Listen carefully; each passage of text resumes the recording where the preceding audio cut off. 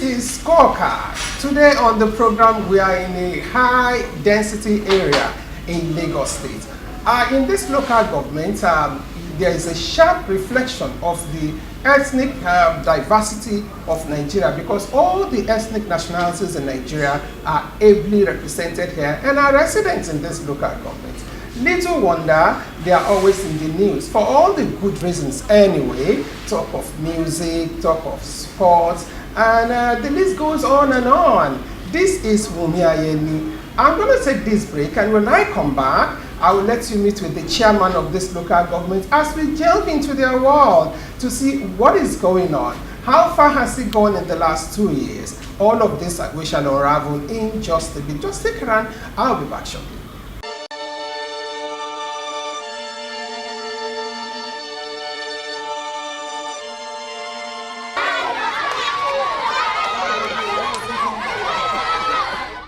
Welcome back. In case you're just joining us, this is Scorecard, and if you recall, I said a while ago that today on the program we are in a high density area of Lagos. We have so many ethnic nationalities here, and they are thriving in their own way, living in their own world. But we are here to take a dive into their world to see what is going on, what makes them tick, what is the magic wand the chairman of the local government is choosing to move this community forward. I'm talking about Ajiremo Ifelodun local government area. We are here, and the chairman is right seated with me. I'm going to let you meet him before we begin to ask her questions about his local government. I'm talking about Honorable Ayola. So nice having you on the program, sir. Thank you. Thank you for having me. Oh yes, I've heard so much about you anyway, and thank God we are here today. Like we always do on this program, sir, we always showcase 4 key areas of development on this program: infrastructure, the education, the environment, and also the health and human development of this local government. But we'll take them one after the other. Let's start with infrastructure. What was the situation like when you newly got into the office, and what is the situation right now? Yeah, thank you, Mr. Ayeni. When we came on board, all our roads are in bad shape, and to make the matter worse, we had no commissioner in this place that can take our matter to the state governor, and it's like we were totally abandoned, because we are not linking anywhere where the governor passes through. That had a major toll on our resources. We quickly had to fix our roads, fix the potholes, and do new constructions. We were able to complete Tajuddin Alade Road, and it was commissioned by the former commissioner for transportation, Legushi. We also did Aide Road, and it was commissioned, and then we also did a number of other roads. We did a link bridge between 2 communities in Akpino that links Alakoto community and Solu community together, even though they had to go and turn around the express. So we were able to construct that bridge to bridge that gap and make economic activities within that community come higher. We also did a number of other interventions. Like there is a place we had to come and take off a building in order to create a link road between Alayabiagba community and Ayetowo community. So instead of coming through boundary, you can take a detour and go through Alayabiagba to link Layinka Bridge and the rest of it. So we did all that when we came on board. All right. Now let's look at the education sector of this local government or this community, because we all know that education is the bedrock for the future of any given community. community. And the primary schools, I know the local government plays major role in the runnings of the primary schools. What have been your contributions so far? Yeah, to God be the glory. We have given education the attention it deserves in terms of nation building. We are trying to change the narrative of Ajegule, because either though people think it's a jungle city where nothing good can come from. Well, we are trying to change that narrative by telling the people of the world that here in Ajegule we are the best in terms of anything you can think of. Because take sports and music away from the life of a man, I think it will be too unattractive. So when we came on board, we went to Christ Assembly and saw that some of their roofs have been blown off by wind. We quickly fixed that, and we did their borehole. We also went to Zumuratu Primary School, Akere, and Muslim Primary School in Dantaka community area, and built new structures for these kids. And we also built chairs and desks to aid their learning environment. We also built a fence because we found out that the school was not fenced, and because of this kidnapping here and there, we quickly built a fence and secure the learning environment. We also came to Zumuratu Godo, where we intend to change that community and put a secondary school there. But the community was okay, they wanted that primary school to remain. So in that primary school, what we did there was to give them a football pitch to commend their learning exercise. So after learning, they can come and do exercises on that pitch, and it's AstroTurf pitch. We also did an ICT center named after our leader, Prince Rabiu Adeoluwa, where an e-library and a computer center was merged together. It was commissioned by Senator Olamilekan Yayi, and to God be the glory, over 400 kids have gone through computer learning in that center. We are able to also go to St. Mary's Primary School and give them new structures there, a story building where state-of-the-art facilities was also installed. And we have also built an ICT center there. We also went to Wowo Primary School, built a new structure for them, and did their fence too, because they didn't have a fence. And we also did a table tennis court yard where the kids can also exercise. We were at New Road Primary School and Ajiremo Primary School, where new structures were also built, and the Teacher Resource Center also was built for them, and we also built a basketball court. That's a new one. I never heard about Teachers Resource Now Centers. our resolution was that whatever we are impacting on these kids must also go through the teachers in order to turn it around.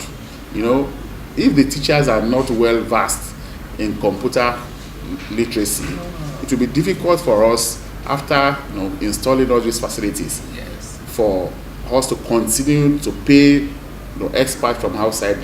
So we decided to impact this knowledge on the teachers first, then before the kids, so that there will be a continual process of learning. And we also gave some of the teachers that opportunity to also go further in ICT training, so that they will be versatile in what is happening around the world. And our aim, where we focus more on education, was to give a reorientation within the community. When the big boys are doing things wrong, it's better for us to focus more on age 5 to 13. That is when habits are being formed, where a kid take traits of what he or she wants to become in the nearest future. So our aim is to give them a very conducive atmosphere to learn. Then also equip them with computer training. Also give them sporting facility where they can also recreate. So that's our aim. Wow, that's quite lovely. Now let's go into the environment, because as the saying goes, health is wealth, and then besides, our environment has to be well secured in order for lives to still maintain its value. So, what have you done to, first of all, secure the environment, and then sanitize the environment, and also keep the environment running smoothly? Yeah, when we came on board, we found out that indiscriminate dumping of refuse here and there was the order of the day.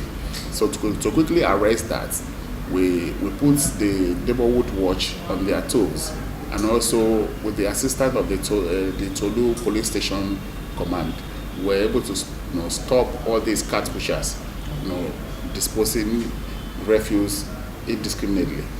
We also found out that there is an housing estate, a proposed housing estate by Lagos State government in Tolu community, that the people there have turned to a dumping site. So we were able to evacuate all this refuse. We did about 120 trucks of refuse evacuation to Ekpe, and we were able to do that at night because of the gridlock around this area. So it was a night operation that we were able to evacuate over 120 trucks and make that place habitable.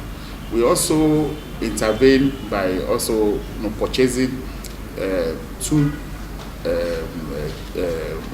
refuse collecting vehicles that goes around to take people's refuse on weekly basis for free.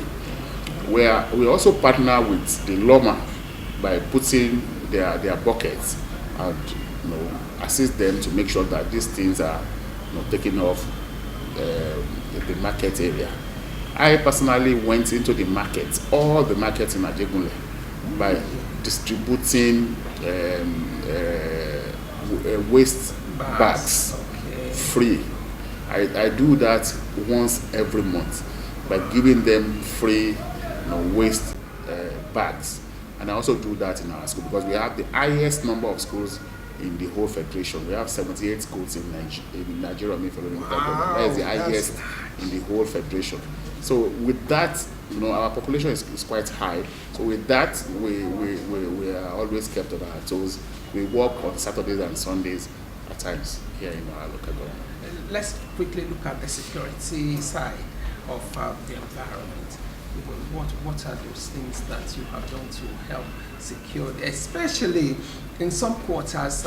This community is, at times we want to give a little bit of fear and make some people jittery when they are, oh my God, this and that. So we need to look at what the state of the security of this community is right now.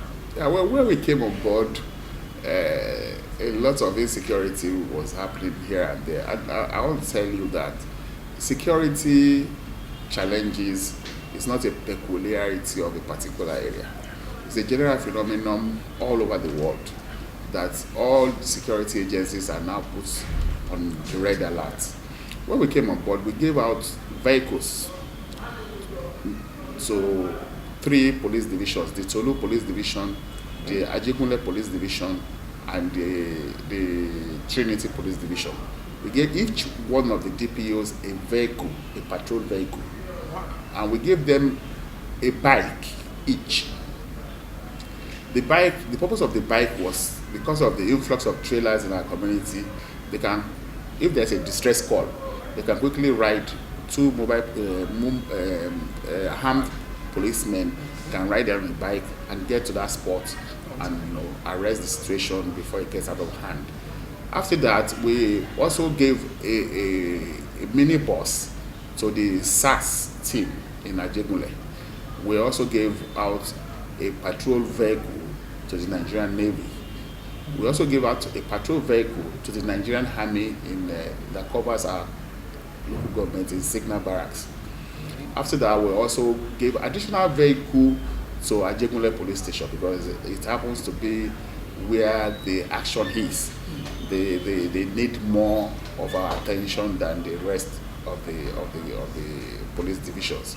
So these vehicles given out to these police formations and the security agencies is just to assist them in their patrol of the community, and that has done a lot of calmness, brought a lot of calmness to the community.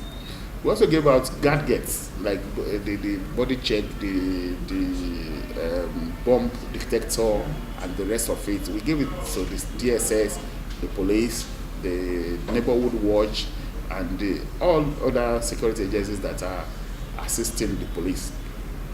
And to God be the glory, calmness has returned to Ajiremo Ifelodun local government. And you can say that again, sir. Yes. You can say, I passed through the place and I could see that the Ajiremo that I used to know, it's like something new is in the air. Well, anyway, now let's go to the last category we shall be looking at today, and that's the health and human development of this community.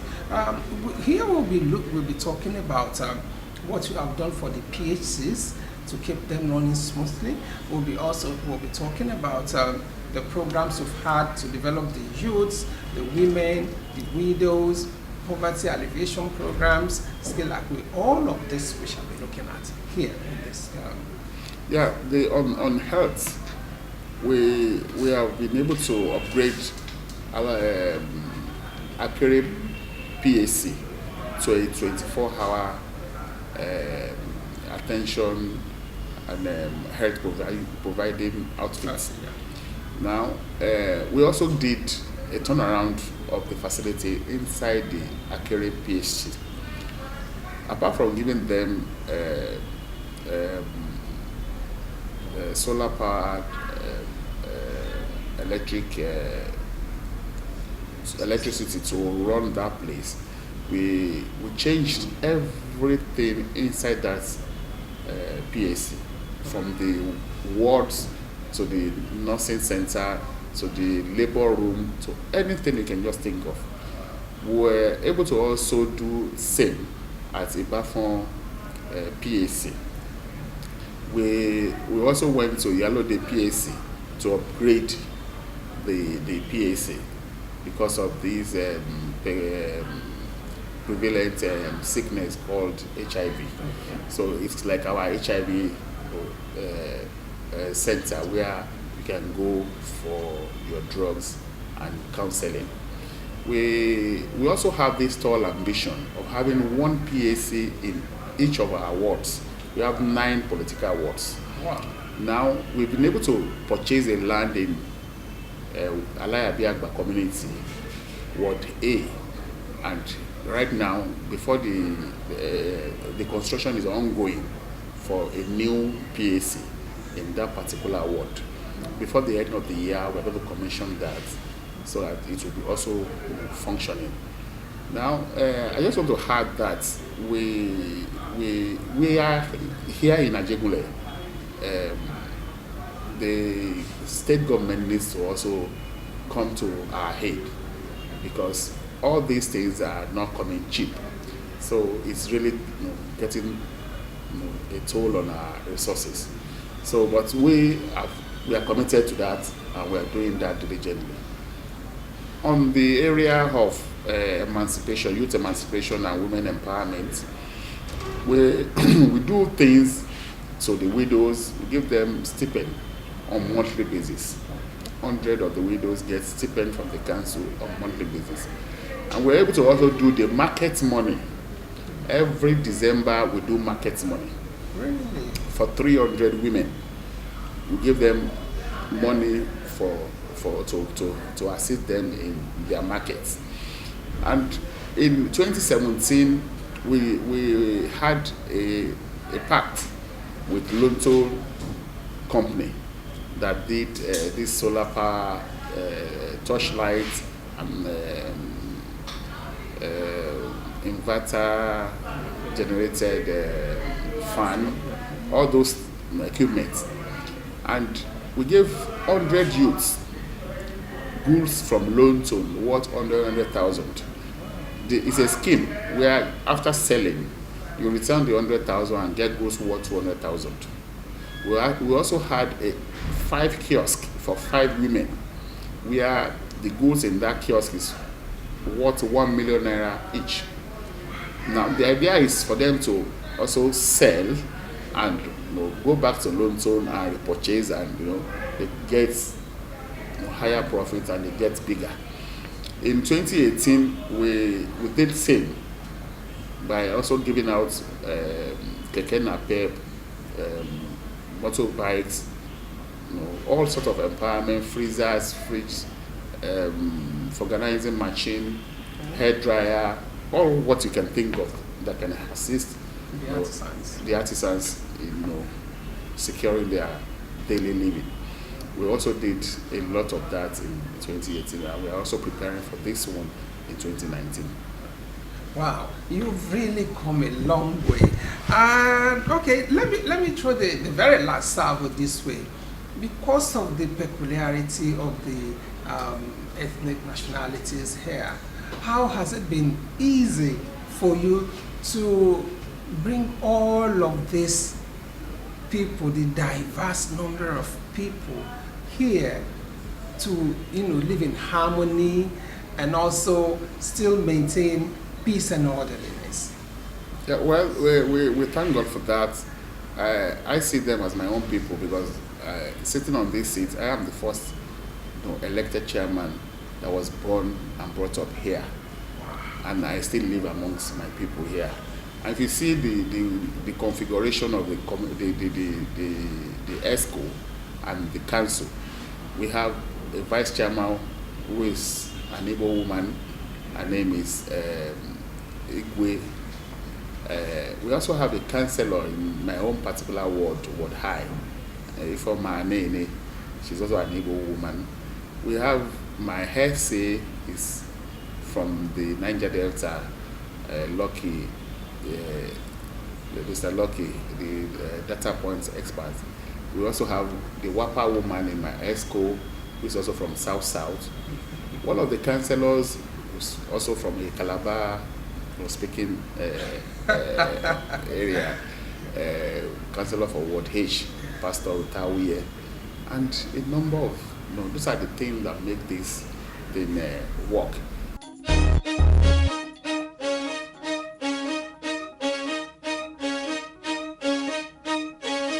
Yeah, you've heard it all from the horse's mouth, and that's talking about our guest on Scorecard edition this week. That's talking about the chairman of Ajiremo Ifelodun local government. He has taken us through the enormous list of achievements that he has to his credit.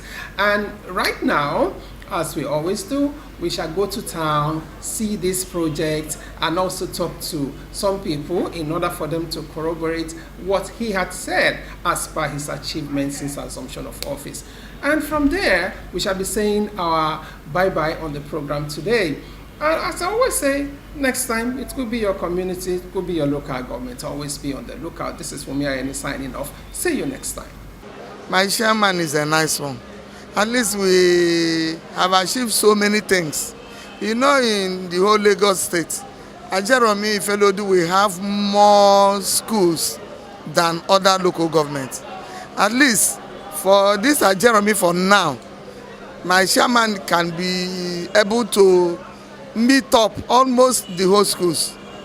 We are trying our best, renovation and building more schools and putting sports environment for the children, for their benefit and for our own benefit. So because our children, they are attending the school also. So we have some schools, we build table tennis club for them, some we handball, some footballs, so many things, and we have libraries some of the schools. We are trying our best and make sure we furnish them with the equipment they need and a good toilet for some of the schools that we have so far made. Since the inception of this administration, the legislative council, the legislative arm and the executive arm have been very cordial. We have been working hand in hand, and for those in the local governments, they can testify to the fact that the dividend of democracy have been brought to their doorstep with the programs the chairman have been embarking upon. And I remember vividly at my 2019 budget presentation speech, we told the chairman that nothing boosts the assessment of a good governance than construction of roads and drainages, and which I think that have been what the chairman have been working upon. Go to our roads now, the people are singing praises to this administration, and we are happy for that. The only advice is that in political circle, what is most important is that you must not be too far from your people. Anytime they come to you, no matter their problem, no matter their demand, you must be able to listen to them. Even if you are not the chairman, even if you are the president of the nation or anything, you will listen, you'll be able to do what you can do to make them happy.